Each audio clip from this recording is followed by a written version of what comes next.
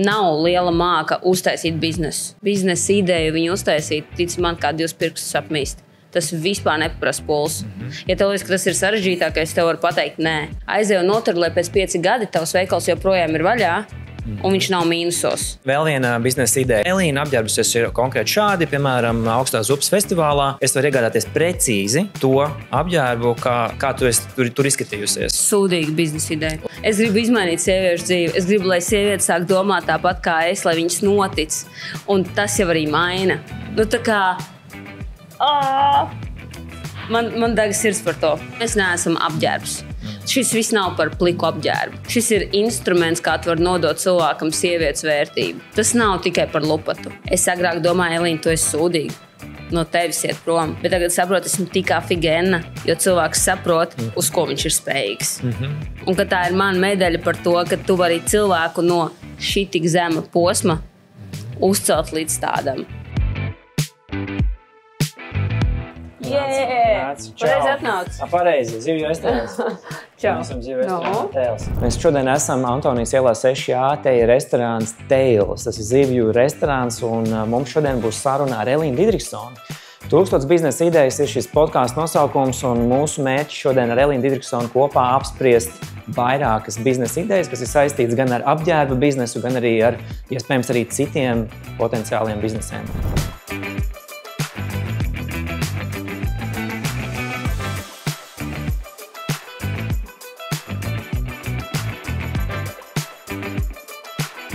Kāda ir tā pirmā frāze, ar ko tu sāci savu podcastu? Mana pirmā frāze, ar ko es sāku savu podcastu, ir čau, Elīna, kā tev iet? Čau! Daudz jaudīgāk nekā pēdējo reizi, kad es ar tevim tikos. Emocionālajā ziņā un arī fiziskajā. Jā, nu šis ir mans projektiņš, kurus tev uzaicināju, saucās 1000 biznesa idejas. Es pats iedvesmojos no tādiem ārzemju podkastiem, kur dalās ar dažādām idejām. Es tikko biju šodien no rīta pie Miķeļa Baštika. Mums arī ir kopīgs projektiņš ar viņu. Un es tieši viņam pieminējos, ka es tiekos šodien ar tevi. Viņš teica, jā, nu, Elīnas galvenā vērtība ir tas, ka viņa ir kapātāja, viņa dara, viņa ir tik daudz notestējusi visu kaut ko un tik daudz kvantitīvi izdarījusi, ka viņai pat intuīcija izveidojās tā, ka viņa uzreiz var pateikt tā, to ne, to ne, to jā, to jā. Un man liekas, ka tas ir viens no galvenajiem iemesliem, kāpēc arī es gribēju tevi uzaicināt. Man liekas, ka mēs varētu būt ar tevi šodien tādi nežēlīgāki pret tām idejām, izcitāt kaut kādas foršas idejas ārā. Tev ir super ļoti plaša pieredze, ne tikai apģērbu industrijā, bet es teiktu arī visā tajā, ap ko tu griezies, ap ko tev dzīve griežās. Tu tikko pieminēji, emocionāli labāk jūtos, veselība ir labāka. Es domāju, tu esi tik daudz veselības industrijā pagozējusies, tu droši vien, ka ļoti labi jūti, kas tur vēl trūkst. Kas tev ir novērojami pēdējie. Es biju kategoriski pret uzturbagātinātājiem. Katru reizi, kad man rakstīja kāds Instagramā, es teicu, tā. Es vienkārši tam neticēju. Līdz man dzīve sagrozījās tā, kad es 4 gadus centos saprast, kas ir mani pa vainu. Nevis tas, ka es jūtos izsīkusi, bet es nevarēju tikt pie bērniņa, ko jau daudz zina. Un sieviešu dienas nevarēja sakārtoties, un elementāri vēdera izeja nevarēja sakārtoties. Man liekas, tikai 27 gadi man ir, vai ne? Kā tev ar tādā vecumā būt tādas problēmas? Bet jā, par to daudz klusē. Un es nezināju, kā to sakārtot, un es vienkārši nolēmu ar to tā kā sadzīvot, un arī ārsti nespēja man palīdzēt. Protams, arī analīze bija tādas, ka viss ir sarkans, sarkans. Un es atklāju priekš sevis lietu, ko es jau pa lielam lietoju gadu. Tas nenozīmē, ka tev nekas pašam nav jādara. Es sportoju katru dienu. Tā kā es eju garajās pastaigās, es cenšos ļoti veselīgi ēst, tā kā no savas puses iedodu, bet man bija iespēja sakārtot ar to pašu omega eļu, vai ne, sev veselību līdz tādam līmenim, ka es tagad nezinu, kur likt savu enerģiju. Vai tas nozīmē, ka mums būs drīzā laikā Elindi, Omega? Nē. Es lietoju citas firmas uzturbagātinātājus, bet arī ko dzert, cik daudz dzert, ko tieši tev vajag, kāda problēma tev ir. Un man tiešām draugi palīdzēja šo visu sakārtot, un man bija tāds, wow, tas ir jāzina katrai sievietei. Bet tu neredzi nišu, vai varbūt tu redzi nišu, kad uzturbagātinātāja industrijā tu vēl redzi kaut ko, kas trūkst? Es teiktu, ka nē. Trūks zināšanas cilvēkiem. Trūks cilvēkiem tas, ka viņš saprot, ka man to vajag, un viņš nemaz nezina, ar ko to var atrisināt. Kopā savu veselību esmu iztērējuši ap 4000, un man nebija rezultātu, man arī nebija gala atbildes. Mēs maz vai gribi mēnešu reizes, paliec 10 kg resnāka. Viss atgriezīsies, un man bija tāds, tikai tāda izeja ir. Ok, labi. Es nebiju plānojis sākt ar biznesa ideju par sieviešu dienām, bet mēs varam arī ar kaut ko tādu tur iebraukt iekšā tajā tēmā. Veselība sievietes nezina. Un varbūt skolu vajag uztaisīt tādu, kur tu izskolo cilvēkus. Zini kā, tu jau vari kapāt un tev var būt daudz krūts biznesa idejas. Bet, ja tu neesi vesels, ja tev nav spēks, ja tev nav mundrums, ko tieši tu vari izdarīt ar savu biznesa ideju ilgtermiņā? Neko tu nevar izdarīt. Jā. Tā ir man pēdējā laika, ar ko es izjūtu to savas ādas. Cik liela ir problēma par to, ka sievietēm ir nepieciešama šīs sieviešu dienas, bet viņām tā nav? Cik tā plaša problēma? Tā nav problēma. Es domāju, ka tādā ziņā tā nav problēma. Es vairāk runāju par to bezspēku izsīkumu. Tas, ka tu pamosties jau saguris, tas, ka tu nejūties savā ādā, tev varbūt pūšās vēders, tu jūties diskomforti. Tā ir tā pašpārliecinātība, kas tev ir vajadzīga kā uzņēmējiem, kā tādam. Tā ir ļoti liela problēma starp sievietēm. Tas ir kaut kas cits. Tas vairs nav fizioloģiskais aparāts, tas ir mentālais. Es domāju, gan. Jo, ja tu fiziski tu jūties 50%, tas arī atspēko tavā vizuālajā izskatā, un tev zūd pašpārliecinātība. Tad, kad es to sakārtošu, tad es iešu un darīšu. Saprotu to domu? Jā, bet kāpēc sievietēm zūd visi šie elementi, ko tu nosauc? Elementāri neizguļās pa nakti, bērni, elementāri daudz darba stundas nostrādātas, varbūt daudz pienākumi, erori, problēmas. Tas viss jau sako līdzi. It īpaši uzņēmē darbībā tas ir ļoti redzams. Bet redz, kā tev ir kafijas vēl nozare, vēl biznesa? Jā. Viss tur darbojas? Jā, viss čiki. Visi forši? Kafiju dzeram, un šogad ir arī labāk rezultāti. Man prieks, ka man viņi nav jāreklamē. Kāpēc? Viņi pērk tāpatās. Un varbūt tāpēc, ka cilvēki zina, ka tā ir mana neatņemama dzīves sastāvdaļa. Un, zini kā, kafija, tas tāds ir, tu pagaršo, tev garšo, tu viņi nāks dzerst atkal. Līdz ar to kafija pati sevi pārdod. Tuvojas Elīnas rūpnīca, kafijas rūpnīca? Es laikam, tas nebūtu mans mērķis. Mums ir kafijas rūpnīca, viņi vienkārši ir Lietuvā. Jā. Un tur ir viņiem savs bizīts, un mēs iepērkam un ražojam tikai pie viņiem. Bet tas, ka es kādreiz gribētu dzīvē kafijas šopu, tas jā. Bet arī no finansiālā viedokļa, cik tas ir pelnoši. Bet tā ir kafejnīca vai kāds tas koncepts būtu? Jā, kūciņas manas. Tieši manas kūciņas un kafija. Bet ir tik daudz kafejnīcas. Jā, tieši tā. Bet tur nav manas kūciņas. Tā taisnība. Nē, es tiešām no sirds gribētu, lai tu kādreiz pie manis atnāktu ciemos un pagaršot manas kūciņas. Labi. Tas būtu, tad tu saprastu, par ko es runāju. Labi. Un tādas kūciņas nav. Ir tā, ka taisa uz masu, kā tik uztaisīt to abarotu, bet katrs viesis, kas pie manis kādreiz bijis mājās un paēdis manas kūciņas, es viņas arī reti taisu, bet kad es taisu, tad viss apēdās. Man ļoti, ļoti patīk. Tas nozīmē, ka ir potenciāls uztaisīt tavu recepti un ka kāds varēs taisīt. Bet čakara koeficients ļoti liels. Saproti, arī visas tās atļaujas, un tas nav bizīts varbūt. Tas ir tāds sirdī, zini, ka tu vecs paliec un tev gribās kaut ko savai sirdī, bet es domāju, ka baigā peļņa. Tev ir svarīgi vienmēr šis čakara koeficients, ka tu izdomā kaut kādu jaunu ideju? Jā. Cik ir tavas gribēšanas un cik liels čakars. Un vai tas čakars ir tās tavas gribēšanas vērts? Kafijas biznesā kāds tur bija čakars? Čakars nebija. Neliels pārtraukums mūsu podkāstā. Jā, mēs šeit runājam par ļoti daudz biznesa idejām, bet tām nebūs nekāda jēga, ja jūs par to nerunāsiet, ja jūs par to nestāstīsiet. Tāpēc uzņēmumi meklē jaunas komunikācijas formas, kas varbūt ir draudzīgākas ar auditoriju, salīdzinot nekā reklāmas. Tāpēc uzņēmumi pašlaik meklē iespējas, kā ar minimālu laika investīciju varētu izveidot profesionālu podkāstu sezonu. Un, lai to izdarītu, ir nepieciešama komanda. Latvijā ir šāda komanda, tas saucās podmedia.lv, tā ir režisoru un žurnālistu komanda, kas veido profesionālus scenārijus priekš podkāstiem, un mēs strādāsim ar jums absolūti individuāli. Mēs nodrošināsim arī visu tehnisko pusi, pielāgosim arī telpas tieši jūsu nozarei nepieciešamiem raidierakstiem. Mūsu mājaslapa ir podmedia.lv, satiekamies uz īsu sarunu, un mēs jums izstāstīsim, kā varētu izskatīties jau jūsu nākošais raidieraksts. Un tagad atpakaļ pie raidījuma. Čekars nebija, bija tikai liels risks no sākuma iepērkot un, protams, saražojot kafiju. Otrs risks uzjautāt sev 3 reizes pēc 5 gadi. To arī būs tik ļoti lielā fanātā kā tagad. Nav liela māka uztaisīt biznesu. Biznesa ideju viņu uztaisīt, tic man, kā 2 pirkstus apmīst.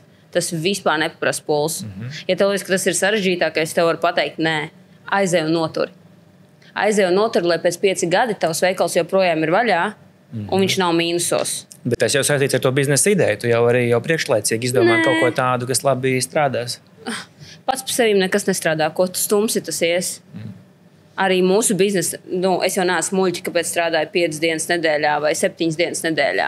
Tāpēc, ka es zinu, ka lai cik krūts produkts tev nebūtu, lai cik atpazīstams vārds tu nebūtu, tev ir vajadzīga reklāma, tev ir vajadzīgs darbs. Rimī, tu katru dienu viņu reklāmas redzēsi. Ja ne YouTube, tad uz ielām, tad uz plakātiem. Viņi nav muļķi. Man liekas, Rimčiks, tā kā visi zina Rimčiku, visiem ir vajadzīgs ēdiens.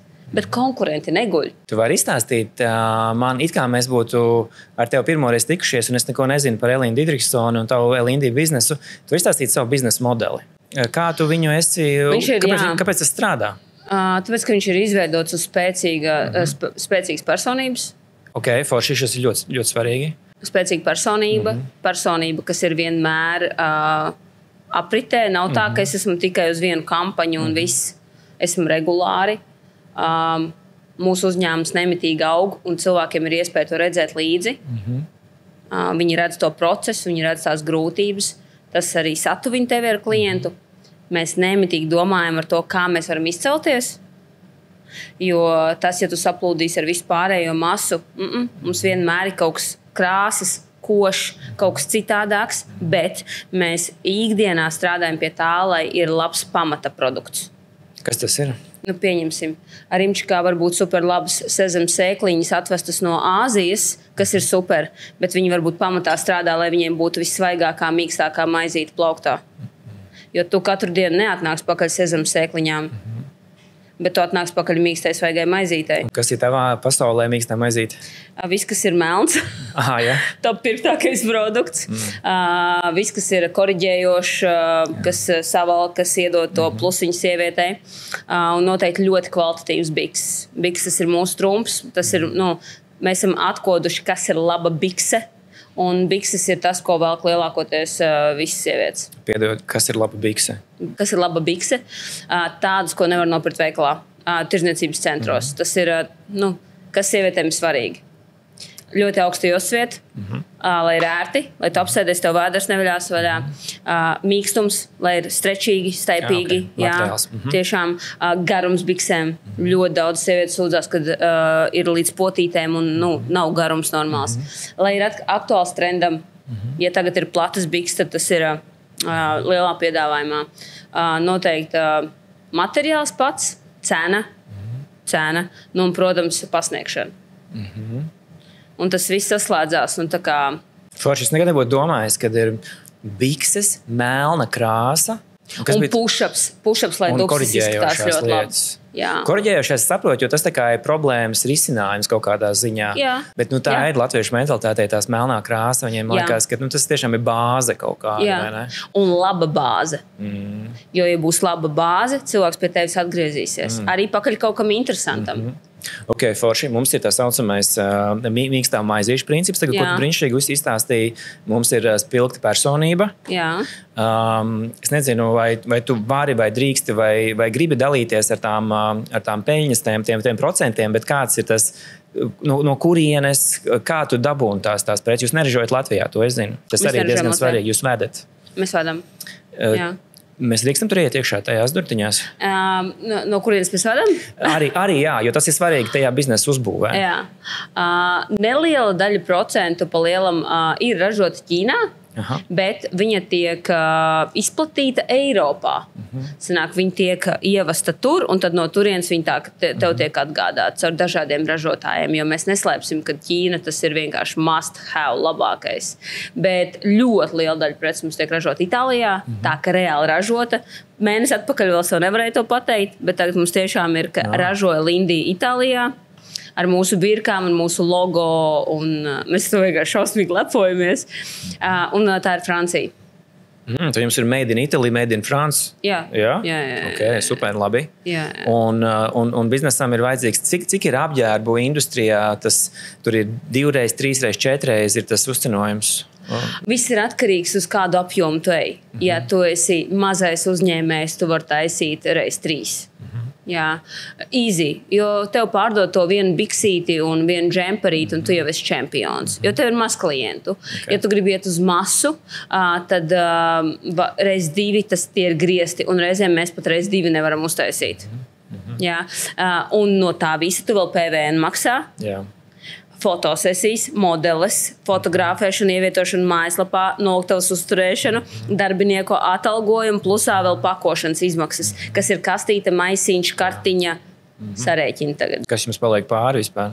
Ļoti, ļoti maz. Mēs izējam tikai masā. Jūs uz kvantumu, jā, uz vairumu? Kvantumu, jo mēs gribam noturēt, kā mēs neesam Zāra, Pull&Bears vai Bershka vai H&M, kur tu ieejam tiešām skaties uz topiņš 9,99, un mēs saprotam, ka mēs fiziski tādu cenu nevaram iedot kā tikai varbūt izpārdošanas cenu. Jo viņiem, iedomājas, viņi var saražot, bet viņi izsūta pa visiem Eiropas veikaliem. Saprot, mums ir viens veikals.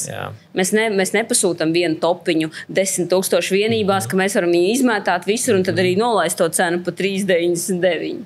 Tas, ko tas jūsu reklāmas un mārketinga tās aktivitātes ļoti vērā ņemamas. Un ļoti dārgas, protams. Ļoti dārgas ir ārā veikals, jums ir izdekorēts ļoti maz, kur Rīgā. Ļoti dārgi, jā. Arī dārgi, jā. Ļoti dārgi. Kāpēc jūs nekopē citi? Kāpēc mums nekopē citi? Jā. Man tā liekas, agrāk man likās, ka daudz kopēja. Kad mēs vēl dzīvoklī strādājām, varbūt tāpēc, ka bija viegli nokopēt. Jā, tas neprasa daudz ieguldījumus. Bet kurš katrs nav gatavs katru mēnesi atdot atpakaļ uzņēmumam 20%, lai ieguldītos viņa izaugsmē. Lielākoties uzņēmēji grib, es nopelnīju, es nopirku savu jaunu mašīnu, es nopelnīju, es sāku skatīties dzīvoklis, es ceļojumā aizbraucu, mums viss iet atpakaļ. Un 8 gadus. Super. Un kāds jums bija apgrozījums pagājušajā gadā? Pagājušajā gadā 2,4 miljoni. Tas ir apgrozījums, jo pēc tam mēs ņemam nost. Jā, bet man tas neliekās ievērojami. Es tagad paklausījos citus podkāstus uzņēmējus, un kad es dzirdu, kad uz telefonu vāciņiem var apgrozīt 22 miljonus, man liekas, laikam kaut ko mēs vēl nedaram pareizi. Man liekas tiešām maz. Bet tu jūti potenciāli tieši Latvijas tirgū?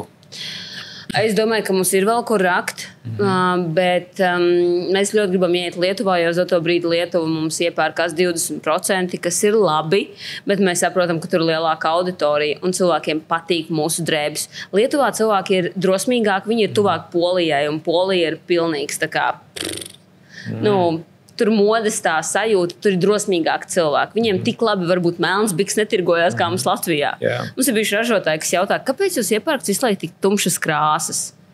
Un to koši rozā vai koraļu es jau cenšos spiest, bet es jau dodu to, ko grib cilvēki.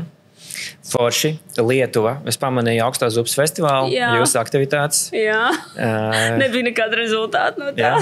Ko jūs tur mēģinājāt uz ielas plakātiem? 4,000 ieguldījām, lai atbrauktu turien, palaist reklāmas un vispārējais, un atdeve ir... Es nevaru jums saku, pasīsies atlaišu, kods ir izmantots kaut vienu reizi. Nebija? Nē. Un kāpēc? Kāpēc nesanāca? Es domāju, nevis tas, ka nesanāca, bet cilvēki tevi nezina. Tu viņiem tieši neko nenozīmē. Kāpēc Latvijā mums cilvēki pērk? Jo viņi tevi zina, viņi tev uzticās. Tu priekš viņiem esi kaut kas. Jā. Tu vari ienākt ar viskošāko rozā busiņu, nobraukt man šeit gar mani. Jā, cilvēki jau grib pirkt, kāpēc, jo viņi grib varbūt tieši tevi nopirkt. Lietuvā mums neviens nezina. Tāpēc mēs to uztvērām vairāk kā tādu iepazīšanās kampaņu. Mēs centīsimies braukt uz vēl festivāliem. Ja vajag, mēs piekrausim lielu autobusu ar 15 meitenēm, uzvilksim visām rozā parūkas, saģērbsim un mauksim ielās. Cik vajadzēs, tik brauksim, bet es nezinu citu veidu kā. Bet jums Lietuvā ir principā tikai internetu veikals, kur var nopirkt, ja? Jums nav īstais veikals. Jā. Es domāju, īstais veikals arī, kā jau saku, ja tu viņiem neko nenozīmē. Ja vienīgi esmu cenšies ar influenceriem, ļoti daudz naudas esam ieguldījuši. Bet tas izklausās arī ir, man liekas, tava biznesa lielais risks, visa tava personība. Jā, arī, kādi 60,000 mārketingā ir radot uz Lietuvu. Un rezultāts ir šie 20%, kas arī ir tikai tajā gadījumā, ja tu katru nedēļu ražo jaunas lietuviešu reklāmas, lietuviešu valodā, ar lietuviešu varbūt modeli, laid sponsorētajās un atkal kās naudu. Jā.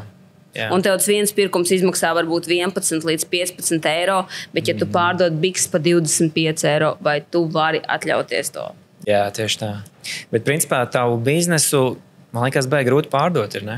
Es neplānoju viņu pārdot. Es saprotu. Es viņu neatdošu. Bet ja mēs pasapņojam, bet pārdot Lindiju biznesu 2,4 miljonu, droši vien, ka šodien jums būs vēl vairāk. Tas nav par naudu. Es zinu, ka cilvēks viņu nopirks, bet viņš viņu nenoturēs. Bet par to es tāds, jo tu jau nebūsi vairāk kā seja, kas reklamē, vai ne? Mēs neesam apģērbs. Šis viss nav par pliku apģērbu. Šis ir instruments, kā tu var nodot cilvēkam sievietes vērtību. Tas nav tikai par lupatu.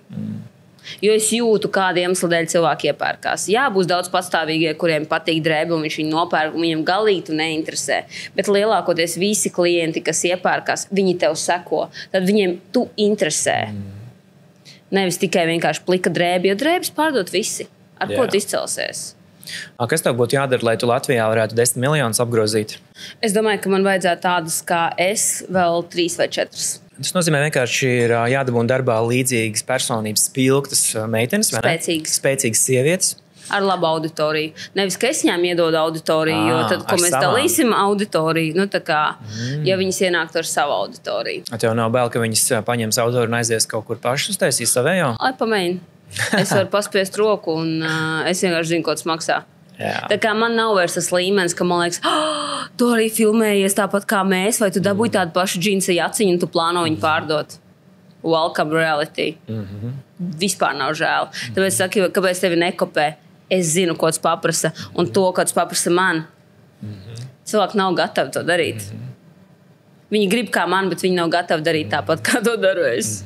Labi, vēl viena biznesa ideja, vai pirmā, vai tagad otrais, jo esmu nojūtis, bet vienalga. Ārzemēs slavenībām ir tādi tā kā veikali mājaslapās, kur viņas pārdod savas drēbes, kuras jau ir vilktas kaut kādos pasākumos. Kruta. Un, piemēram, kur būtu Elīna apģērbusies ir konkrēti šādi, piemēram, Augstās upes festivālā. Es varu iegādāties precīzi to apģērbu, kā, labi, es to nedarīšu, es domāju, dāmas jau šeit to darīs. Kā tu esi tur izskatījusies? Sūdīga biznesa ideja. Labi, kāpēc? Tev jāpārdod tas produkts ir lētāk, jo viņš ir vilkts. Iepirkuma cena viņam ir nav zema, it īpaši, ja tu gribi uzvilkt kvalitatīvu drēbi. Jā. Ko tev paprasa no darba resursa puses nomaksāt vēl PVN par to, ja tas ir biznesa, tad tev ir jāmaksā. Un ievietošana mājaslapā. Tas ir čakara koeficients daļa 3 eiro. Un tev tās visas lietas taču ir pa vienam. Kur ir biznesa? Nē. Vienkārši ļoti forši. Labi, ieguvām reakciju. Labi, šo te metam izkastē. Nākošā ir, starp citu. Mēs tev kādreiz runājām par laumas fabriku. Tu teici, nē. Bet parunājam vēl. Tas nenozīmē, ka es tev mēģinu piedāvāt nopirkt laumas fabriku. Es šodien iegāju dienas biznesa avīzē, un viņiem ir apgrozījums pagājušā gadā, 23. gadā tikai 6 miljoni. Kas man liekas, tu saki, tev 2,4 miljoni, laumas fabrikai 6 miljoni. Mani sajūta, kaut kas tur nav kārtībā. Tur nav kārtībā. Es biju pie viņiem ciemos. Jā, ko tu redzēji? Es redzēju milzīgu teritoriju, kas nav apdzīvota, kurā milzīgas telpas, kur pa lielam strādā labi. Ja es pareizi sapratu, 1 no 20. Tā kā vispārējais ir ciets, slēgts vai, tā pati ražošana notiek diezgan mazā tajā. Labi, viņi neizmanto tās rūpnīcas telpas. Jā, tāds kā varbūt agrāk, kad tiešām ražojās. Bet labi, viņi ražo, ko viņi ražo? Tas ir tā kā apakšveļu un materiāli arī priekš apakšveļu. Droši vien, ka viņi arī baķiem tur sūta kaut kur uz ārzemēm. Ļoti čakarīgs biznes. Kā rūpniecība. Bet pieņemam, labi, tas nebūs uz Latviju. Lāmas rūpnīca nevajag pārņemt, ja tu gribi tikai Latvijā strādāt. Lāmas rūpnīca ir 100 punkti. Tā ir liela rūpnīca, kuru tu sūtīsi baķiem kaut kurien citurien. Viņi visticamāk taisa cieto Krievijas, Baltkrievijas un Austrumu tirgus un meklē tagad izmisīgi kaut ko citā virzienā. Tā ir mana nojauta. Bet iedomājies, tagad tev uzdāvina šo rūpnīcu rītdien. Hipotētiski, pasapņojam. Kas būtu tas, ko tu darītu, lai viņu dabūtu yes? Es neko nedarītu ar viņu. Tu viņu pārdot uzreiz? Visticamāk, jā. Darbspēks ir ļoti dārgs. Auduma iepirkšana arī. Un produkta izmaksa galu galā beigās būs ļoti dārga. Tā iemesla dēļ mēs arī ražojam Itālijā. Tur ir lētāks darbspēks un kvalitāte. Tur viņiem viss ir noslīpēts. Tev vispār nav jāčakarējās. Tu zini, ka tu pasaki, man vajag tādu daudzumu, man vajag tādu krāsu, man vajag tādu materiālu. Tā ir viņa zapta, viņa saražo, un man ir iespēja to pārdot. Vai tas, ka tu iegūsti 1 vai 2 eiro no produkta, ir tā čakara vērts? Nē. Varbūt tur ir vairāk, tā matemātika varbūt ir labāka, bet pieņemsim, ja tā rūpnīcu mēs atmetam, to rūpnīcu viņi tiešām izskatās milzīgs monstrs. Mēs esam tomēr apģērba veikals, kurā var nopirkt visu kaut ko. Kāpēc mums ir daudz sadarbības ražotāju valstis? Mums vajag labāko džinsu, mums vajag labāko klasisko apģērbu, mums vajag labāko basiku, pamata apģērbu, mums vajag labākās virsjakas. Tas viss nenāk no viena. Ja tu ražo apakšveļu, tu nevari krūti ražot arī apaus. Mums vajag labāko no katras sfēras, tāpēc mēs arī tik daudz esam izbraukājuši. Bet arī, piemēram, ar savu personības spēku, ar spilgtumu pārdodot šo te apakšveļu, arī tur tu neredzi, kad varētu izšaut Eiropā vai pasaulē? Vai ar tavu pieredzi šajā visā mārketinga jomā? Laikam, kamēr mēs neesam varējuši ieiet Lietuvā, kaut vai kaimiņu valstī, man liekas, mēs nevaram tēmēt uz kaut kurien tālāk, jo mums nav saprasta tā kārtība, kā vispār tu vari ieiet blakus valstī. Taisnība. Ja tev ir viss vērsts uz tavu personīgo zīmolu, un tas nav tā, ka tu paņem nokopē un palaid, atkal nokopē, palaid. Tu nevari mani nokopēt. Un kamēr tu neesi atkodis to riekstiņu, kā to izdarīt, es domāju, ka mēs nevaram ieiet ārzemēs. Jūs pašlaik esat atkošanas fāzē. Jā. Ir kaut kādas jau pozitīvas atziņas, kuras varētu... Angļu valoda. Ka vajag angļu valodu? Es domāju, ka jā. Okay, labi. Es varētu reklamēties, un man būtu tā mana deksme un tas mans viss drives, ja es varētu ieiet tajā pašā Lietuvā ar angļu valodu. Vai arī ar lietuviešu valodu. Es domāju, ka šķērslis ir valoda. Man tā personīgi liekas. Es varētu dragāt video rullīšus, varētu taisīt reklāmas uz jebkuru valsti. Bet, saprot, man ir latviešu valoda. Kādas vēl ir raksturīpašības vajadzīgas, lai atkostu citu tirgu? Daudz naudas vajag. Forši, tas tā laba blakne. Daudz naudas, lai tu varētu eksperimentēt. Jā. Jo mēs nekad nebūtu iedomājušies, ka, piemēram, lietuvieši varbūt pirktu no mūsu mājaslapas labāk, ja mājaslapa būtu lietuviešu valodā. Tā arī ir valoda, kur tu reāli pa faktu ej pie lietuviešiem un jautā, klau, kas pie vainas? Un izrādās viņiem mentalitātē ir tā, un mums ir vēl citu uzņēmēji, kas teikuši lietuviešu valodu. It kā maz nians. Igauniem varbūt būtu viena alga. Bet katrā valstī ir sava specifika. Tev ir vajadzīgs ļoti liels naudas resurss, lai tu to varētu testēt, un tie nav 100 eiro. Tur ir kaut kādi jau līdzīgi, jau vēl Indija tādi prototipi, jau kas ir? Daudz ir mazie showroomiņi tādi, bet ne uz personīgā zīmola bāzes. Tādus es neesmu redzējis un dzirdējis. Es to gribu parādīt vēl vienu ideju. Vienmēr sakot, šī ir digitālā mode. Tas nozīmē, ka vienkārši mēs uzdizainējam kostīmus, mēs uzdizainējam lietas, lai šīs digitālās drēbes varētu vilkt influenceri savos sociālos mēdījos vai sociālos tīklos. Un, protams, ka tu digitāli neko tu nevari vilkt ikdienā, un tas esot tāds diezgan jauns, brīnišķīgs trends.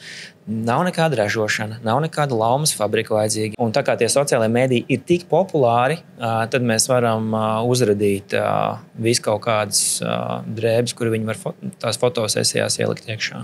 Zini, tev vajadzētu ar mani vīru parunāt, jo varbūt viņš katrai tavai idejai teiktu jā, bet es katrai idejai ļoti bieži saku nē, jo es ieslēdzu savu veselo saprātu. Ļoti labi. Kāpēc? Man laikam nav mērķis radīt kaut ko tādu, kas nevienam nav. Tā kā es ne uz vienu biznesa ideju neesmu skatījusies, kā lai izdomā jaunu pasauli. Šitā ir jauna pasaule. Un kādam noteikti tas izdosies, un viņš būs miljardieris un vispārējais. Es biju šī citu funkciju skatos uz biznesu. Numur 1. Vai tas ir par mani, un es to gribu darīt? Es neko nedaru dēļ naudas. Mans motivators nekad nav bijis tāds. Vai es to gribētu darīt? Vai tas ir par mani, vai tas nebūs nedēļas jautājums, bet vai pēc 5 gadiem to gribēs darīt, tas ir numur 1, ko es vienmēr jautāju. Un numur 2, ja tu atbildi sev šo jautājumu, tad palielam 1, 2, 10 vai 5 ideja tev viņi nostrādās un tur viņi varēs pelnīt. Tas ir tas, kam dēļ man ir sanācis tas, ko es daru. Es nezinu, kā citi, bet es redzu, ka Latvijas tirgu iet tikai tas, ko tu reāli stum. Bet tev intuīcija, kad ir principā tādā digitālā modē, kas ir pilnīgs svaigums, tu visticamāk, ka tad varbūt arī neietu. Nē. Es neesmu pārliecināta pirmkārt tajā, otrkārt. Tas ir kaut kas jauns un tas nav par mani. Par mani ir reāli uzvilkt mugurā, piet pie spoguļa, pateikt, tev, tu esi afigēna un mauc uz darbu. Un tu vienkārši staro. Tas ir par mani. Labi. Ok, šo mēs esam norakuši, tur mēs neejam tajā virzienā. Kas ir tas, kas tagad ikdienā, droši vien, ka jūs kaut kur noparkojāties Rīgas ielā, bija viegli atrast parkingu vai nē? Nebija viegli, bet atradām, bija bišķi apstaigā. Ir tāda viena ideja, kad ir... Es nezinu, kāpēc viņa vēl neeksistē parkinga ideja, bet tāda, ka tu zini Rīgā, kurās vietās ir tikko izbraukusi mašīna un ka tu vari atrast tur potenciālo brīvo vietu. Jā, šitā būtu ļoti krūta ideja. I like it. Jā. Un vēl būtu, ja bezmaksas stāvvietas būtu vispār bombīgi. Man ļoti patīk tieši tā biznesa ideja. Labi, padomājam. Vai arī, piemēram, kad ir kaut kāda mēneša maksa. Mēneša maksa Rīgā. Jā. Bet tev būtu jābūt garantētām kaut kādām vietām, kur tu vari noparkoties. Loģiski. Un ja vietu nav, tad tas abonements it kā tur negrib darboties. Jā. Tu esi padomājis savā biznesā par abonēšanas sistēmas ieviešanu, kaut kādu iespēju, ka to varētu izdarīt? Jā, man ir slēgtā Telegram grupa. Man ir abonēšana. Jā, maksā katru mēnesi 9,90. 9. Ļoti maz par šo pasākumu prasmu, vajadzētu pacelt cenu. Bet, kur es katru dienu ierakstu 10 minūšu video. Un sanāk, tas cilvēks, kurš vēro līdzi, viņš var domāt, kā es domāju katru dienu. Sanāk, nevis vienkārši ieraudzīt manā storijā, kad, mēs varam vaļā to, bet viņš redz tā kā visas aizkulises. Un viņš saprot, kā esmu domājis tajā dienā, kam dēļ es esmu varējusi aiziet līdz tam punktam. Saproti? Cik jums tur ir sekotāji? Pagaidām man ir 140 cilvēciņi. 140 reiz 10. Līdz 10 eiro katru mēnesi tev vienkārši ienāk iekšā par šo te. Tas nav vienkārši. Tas nav nav pasīvi. Jā. Tas ir maukt katru dienu, domāt, filmēt. Tam ir jābūt ar vērtību. Tā ir abonēšana, kas tev ļauj katru dienu iespringt. Jo tev ir jāiedod vērtība cilvēkam. Tu nevari vienkārši ieslēgt kameru, mēs vienkārši parunāsim. Kam būtu jānotiek, lai tu varētu pacelt to cenu līdz 99 eiro mēnesī? Es domāju, ka varbūt pat mazāk video rullīšu ar vēl lielāku vērtību plus vēl praktisko daļu. Tā kā mēs mācāmies, kaut kādas atziņas. Jā, es tā domāju. Vai arī jābūt nedaudz profesionālāk. Jo uz doto brīdi ir tā, ka es to filmēju tur, kur esmu, tur arī filmēju. Jā. Ja es esmu no rīta mašīnā, es filmēju mašīnā. Jā. Tā kā es izmantoju to iespēju, kur esmu, droši vien profesionālāku vidi. Un vēl būtu krūtāk, varbūt, ka tas ir arī. Es gribētu Spotify arī kaut ko tādu ieviest, ka cilvēks var klausīties, nevis skatīties. Tikai audio versijā. Jā. Jo tur var arī abonēšanu var uztaisīt. Es domāju, tā kā uzķūnīt to tā vēl krūtāk. Bet no vienas puses man patīk redzēt to statistiku, kad cilvēki nevar vaļā uzreiz. Tas ir ļoti patīkami, jo es arī, kad man ir kāda svarīga ziņa, es viņu pataupu līdz tam brīdim, kad man ir iespēja klausīties viņu. Un iedziļināties. Un es redzu, ka cilvēki 30% atver uzreiz, un pārējie var just, ka tā kā palēnām. Jo man arī ir tāds, kad steigā es negribu.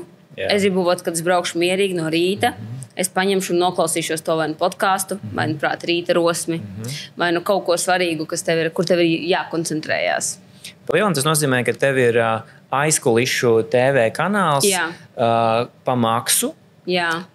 Kur mūsu ieguvums ir Elīnas ikdiena, atziņas, domāšanas veids. Jā. Ot situācijas, pieņemsim, mēs sareiķinājām pagājušo mēnesi plusus, mīnusus. Un reāli sapratām, kad ir auzas, kādi ir šie mīnusi, kur mēs esam pakāsuši, kur mēs esam nepareizi rīkojušies un kā es skatos uz to situāciju. Okay, tā kā mans mindsets, ko es darīšu ar to rītā, ko es darīšu ar to šajā mēnesī, kā mēs risinām šo lietu. Tā kā, un arī iedot to kaut vai pievienoto vērtību, cik ārkārtīgi svarīgi ir sekot līdz savām finansēm, jo nav gudrība nopelnīt, gudrība ir noturēt. Jā, taisnība. 1400 eiro. Man tas liekas nedaudz pa maz, subjektīvi par to vērtību, ko tikko izstāstīji. Es zinu, es nezināju, vai man tas sanāks, un es nezināju, vai es to gribēšu darīt regulāri. Tagad es sapratu, ka tas ir mans kaifs. Katru dienu ierunāt, un es tiešām par to prātoju. Tas nav tā, es ieslēdzu kameru un viss. Es no rīta 2 stundas eju garā rīta pastaigā, lai saprastu, kas ir tā lieta, kas ir manā sirdī. Tas nav tā vienkārši, ko mēs šodien varētu šajā tēma būtu baiglabā. Un tad tās 2 stundas vai daļa no tām 2 stundām ir tajā Telegram ēterā? Nē. Es domāju, kas ir tā vērtība, ko es varu iedot, un tikai tad slēdzu iekšā kameru un filmēju. Jā. Jo man liekas, tu esi abrīnojami jūtīga arī mēdīju biznesā Latvijā. Mēs tagad diezgan daudz runājām par visādām, par apģērbu un par tiem klasiskajiem biznesiem. Tev ir 113,000 tagad Instagram sekotāji, daudz kaut kur citur sekotāji, un tas ir mēdīju. Tā ir mēdīju pasaule, kurā principā tu esi un kurā tu ļoti labi jūti, kas cilvēkiem patīk, ko auditorija tā kā ēd un izmanto. Tu nejūti vēl kaut kādu vēl citu nišu, kurā principā varētu būt vienā mirklī tu saproti, klau, drēbes tikai 10 miljoni man apgrozījums gadā, bet man ir 50 miljoni no mēdīju biznesa. Viens no biznesa modeļiem, ko es varētu paņemt sev un attīstīt, bet es nemācēšu to ieteikt kādam citam, ir noteikti vai nu personīgais mentorings, vai nu sieviešu mentorings. Tas ir tas, ko es ļoti spēcīgi izjūtu, ka numur 1 sievietēm nav zināšanas, kā pareizi, un ir 100-kārtīgas šaubas par to, ka tu vari vairāk. Lielākā daļa no sievietēm nesasniedz dēļ bailēm, dēļ šaubām, dēļ apkārtējās vides un vienkārši neticēšanas tam, ka tu vari izkārpīties ārā. Nav tā, ka tu nespējīgi, nav tā, ka tu kaut ko nemāki, ka tu kaut ko nezini, ka tev nav naudas. Tas viss ir atrunas. Un man ir apkārtējās meitenes, un es tev varu pateikt vienu lietu, kas es agrāk sev par to pārmetu. Man liekas, ka es esmu ne tāda. Bet tajā brīdī, kad man kolēģi, spēcīgi kolēģi, kas ir ar mani strādājuši plecu pie pleca, nav spējīgi nostrādāt ar maniem ilgāk par 3 gadi vai par 2 gadi un aiziet prom, es agrāk domāju, Elīna, tu esi sūdīga. No tevis iet prom. Bet tagad saprotu, esmu tik afigēna, jo cilvēks saprot, uz ko viņš ir spējīgs. Un ka tā ir mana medaļa par to, ka tu vari cilvēku no šī tik zema posma uzcelt līdz tādam. Jā, ar kādu nācās ilgāk pastrādāt, ar kādu nācās mazāk pastrādāt, līdz viņš saprata, es varu krietni vairāk. Tā ir tava mentoring programma, kas patiesībā tagad darbojās, cik saprotu? Tā nav tāda kā programma. Ir, ka tikko man bija līderdienas, kuras savācu sievietes līderis. Varbūt man īstenībā pat nevajadzēja to tā saukt, jo sievietes, kas uzskata, ka viņas ir līderis, ka viņam neko nevajag. Īstenībā tur bija sievietes, kurām tik ļoti vajag saprast, ka īstenībā tu esi līderi. Tas bija pirmdienas tikšanās reizes klātienē, kur mēs tikāmies. Un tas bija priekš manis ļoti mainošs faktors, cik ļoti es izmainījos no tā projekta.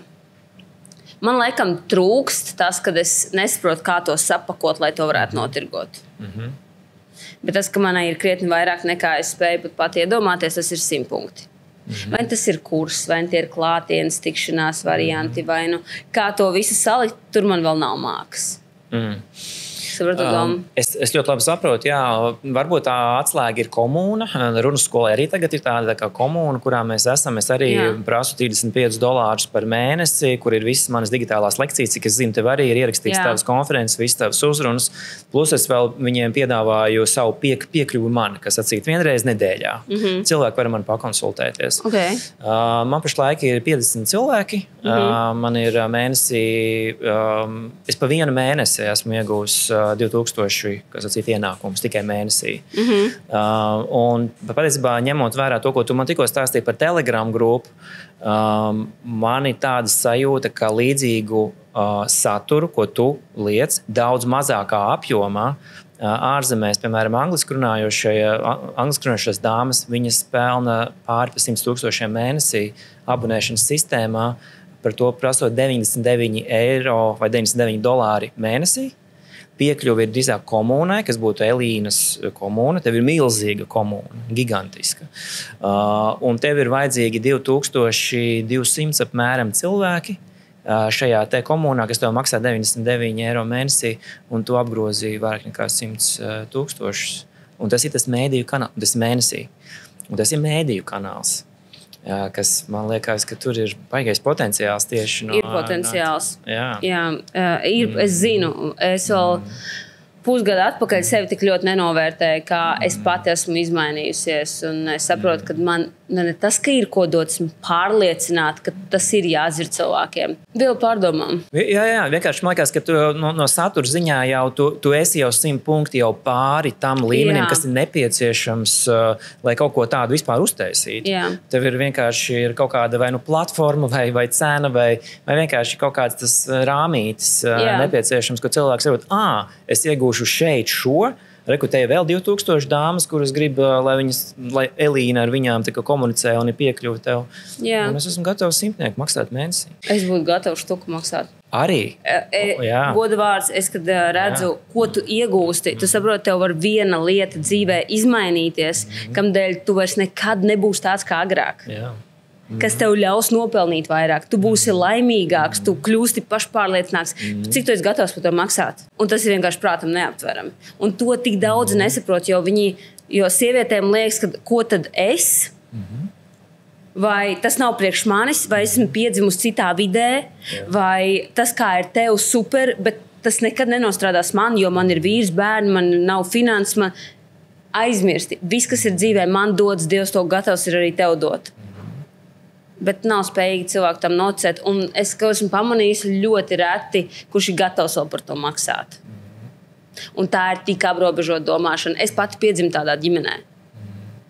Man nauž teica, ja tu vari kādam samaksāt €500, lai dabūtu kaut vai vienu atbildi, kā kustēties tālāk, tad ņem kaut 5 štukas, jo es gribu izaugsmi. Tieši tā. Un te nav pa brīvu. Da, ja tev pat pa brīvu iedos, to nepaņems un neizdarīs. Un tas droši vien ir jā.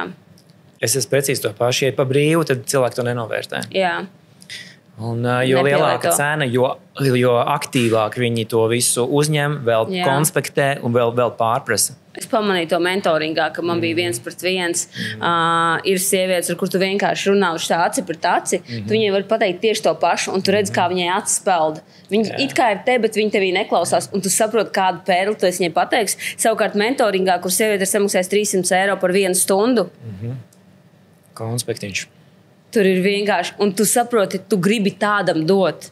Jo tu saproti, ka viņš ņems, izies ārā no šī kabineta, un viņš sāks darīt. Jā, tieši tā. Tu neesi veltīgi to izmetis miskastē. Cenai liela nozīme. Un tāpēc arī ir pasaulē ar tie 2000 vai 20,000 eiro vērti mentoring programmas, ir arī 100,000 eiro vērts programmas, kur pa lielam jau viņas principā saka tie cilvēki ļoti līdzīgas lietas, ko viņi saka arī bezmaksas YouTube kanālā. Bet tikai tā starpība ir tas, ka tu esi samaksājis, tu esi atdevis milzīgu enerģiju, un tu vienkārši grābs katru vārdu iekšā. Un tu iesi un darīsi. Un tu iesi un darīsi, tieši tā.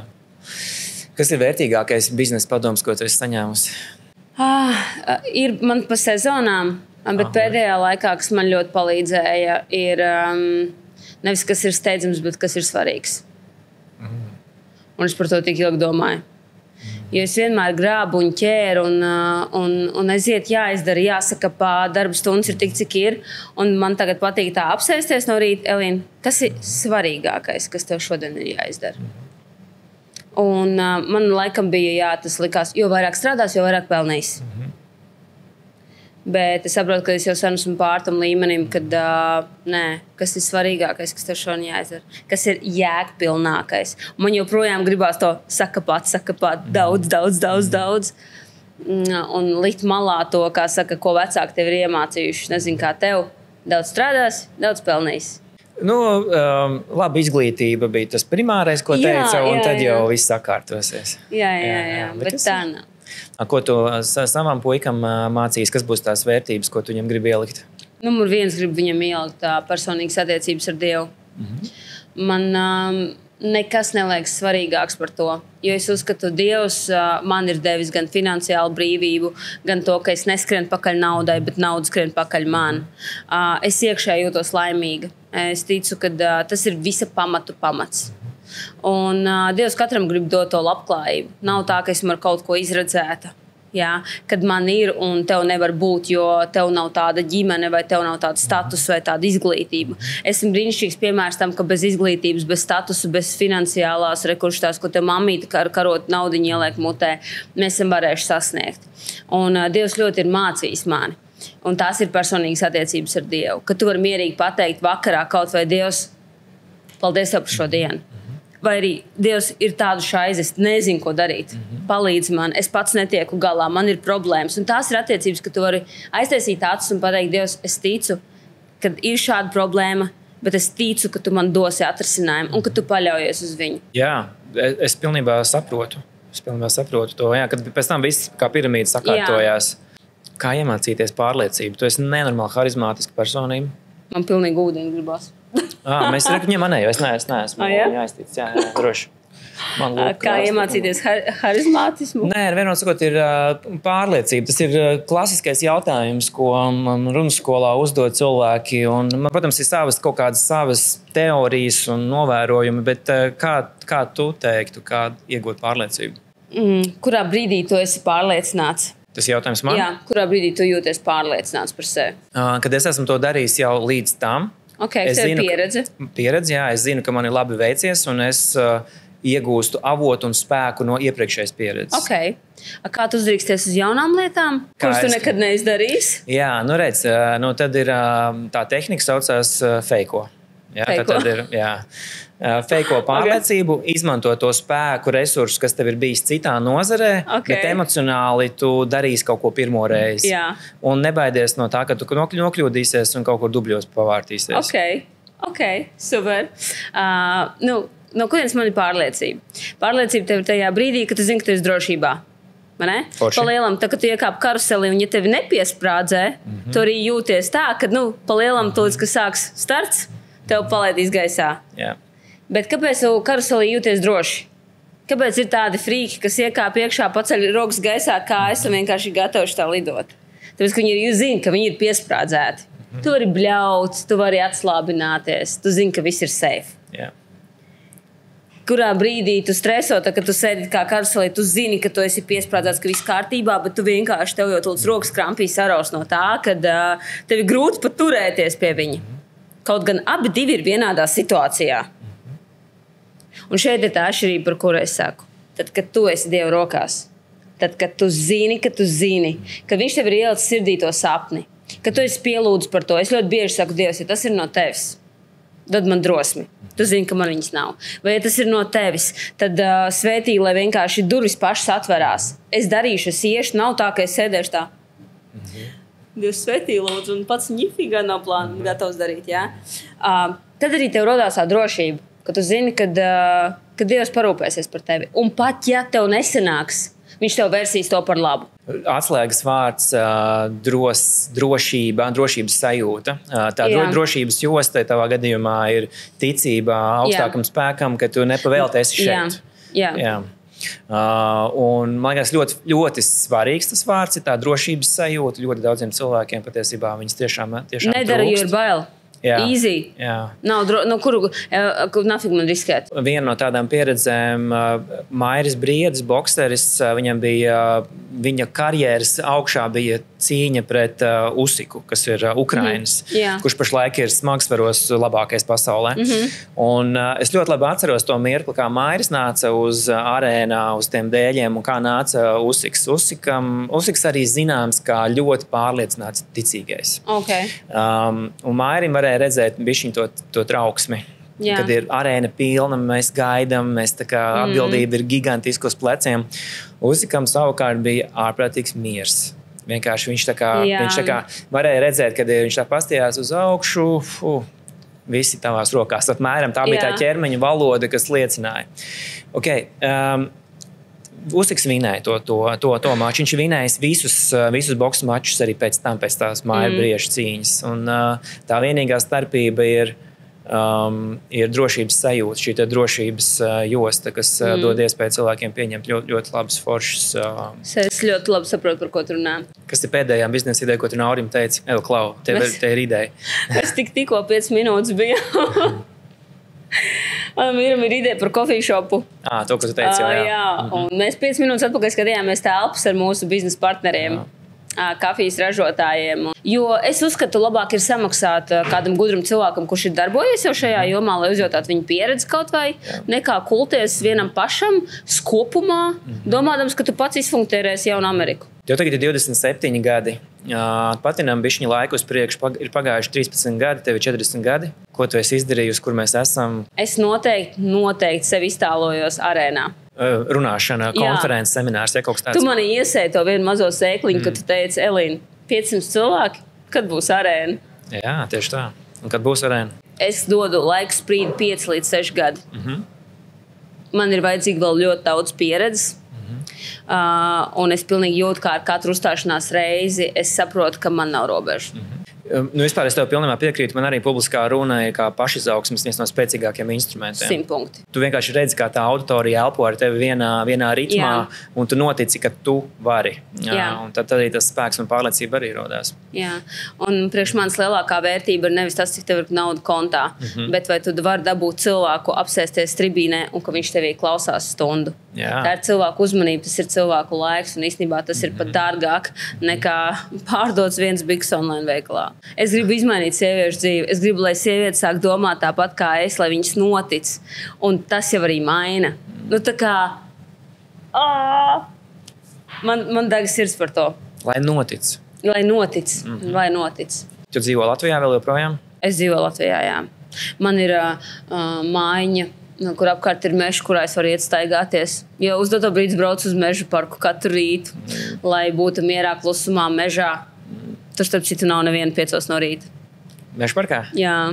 Pilnīgs klusums. Mēs jau ejam uz finišu, bet es vēl gribētu bišķiņ tomēr atgriezties tā kā bumerangs mūsu jautājumā par neobligāti par idejām, bet vairāk par tādu uzņēmēju darbību. Iedomājies, ka tev rītdien ir jārestartē viss šis pasākums, ko tu esi būvējusi centos gadus. Kas ir tās 3 lietas, kuras tu atstāsi? Numur 1 - regularitāte, disciplīna. Regulāra disciplīna. Ko tas man nozīmē? Kad disciplinēti mēs turpinām darīt katru dienu bez izlaidumiem tās lietas, kas mums ir kā mūsu obligātā darba kārtība. Mēs mazliet, man patikās, kā Lanka teica, ka tu brauks garām kostai un tu zini, ka katru dienu viņi strādās. Viņi pēkšņi neizdomās aizvērties ciet. Jā. Mums būs katru nedēļu, katru mēnesi jauni izaicinājumi, jaunas lietas, kam mēs veltam laiku, mēs viņus realizējam. Level up. Paliek, mēs darām, level up. Paliek, darām, level up. Tā ir mana izaugsme. Droši vien analīze kopā ar kvalitāti. Tu analizē un velti laiku tam, ka tu pasties, kas tev ir labi veicies, kas tev nav labi veicies. Tā kā tāds sijāmais trauciņš, zini, ka tu izčeko. Agrāk mēs tam nepievērsām lielu uzmanību. Mums bija nopildījām labi. Tagad es saprotu īstenībā, cik svarīgi ir uzjautāt sev, Klau, kas bija labi? Jā. Vai kas nebija labi? Forši. Elīna, paldies tev liels. Super. Kopsavilkumā, man liekas, ir atslēgas vārds ir noticēt. Jā. Paldies tev liels par šo sarunu. Paldies tev. Super, tiekās. Šis bija podkāsts 1000 biznesa idejas. Liels paldies Elīnai Didriksonai un liels paldies restorānam Tēls, kur mēs varējām sarunāties ar Elīnu. Kopā mums šodien bija apmēram 6 biznesa idejas. Tā kā jūs gribat noskatīties visas jau pār pa 90 idejām, sākot no pirmā raidījuma līdz pēdējiem. Piesakojiet mums YouTube vai Spotify un tiekamies nākošā raidījumā.